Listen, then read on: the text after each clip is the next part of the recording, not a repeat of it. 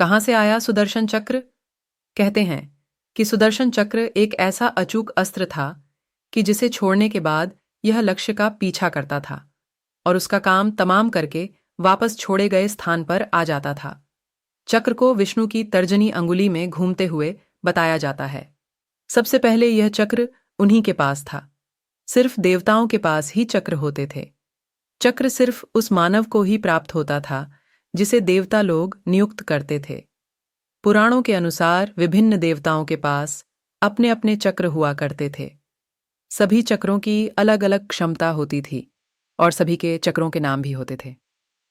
महाभारत युद्ध में भगवान कृष्ण के पास सुदर्शन चक्र था।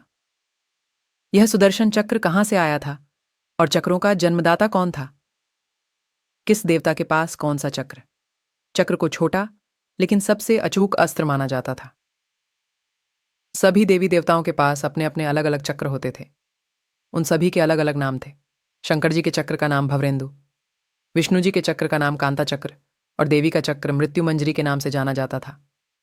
सुदर्शन चक्र का नाम भगवान कृष्ण के नाम के साथ अभिन्न रूप से जुड़ा हुआ है। कैसी थी सुदर्शन चक्र की शक्ति? सुदर्शन चक्र ब्रह्मास्त्र के समान ही अचूक था।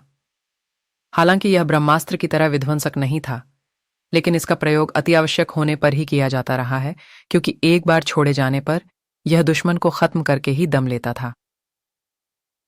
इस आयुध की खासियत थी कि इसे तेजी से हाथ से घुमाने पर यह हवा के प्रवाह से मिलकर प्रचंड वेग से अग्नि प्रज्वलित कर दुश्मन को भस्म कर देता था। यह अत्यंत सुंदर, तीव्रगामी, तुरंत संचालित होने वाला एक भयानक अस्त्र था। परमाणु बम के समान ही सुदर्शन चक्र के विज्ञान को भी अत्यंत गुप्त रखा गया है।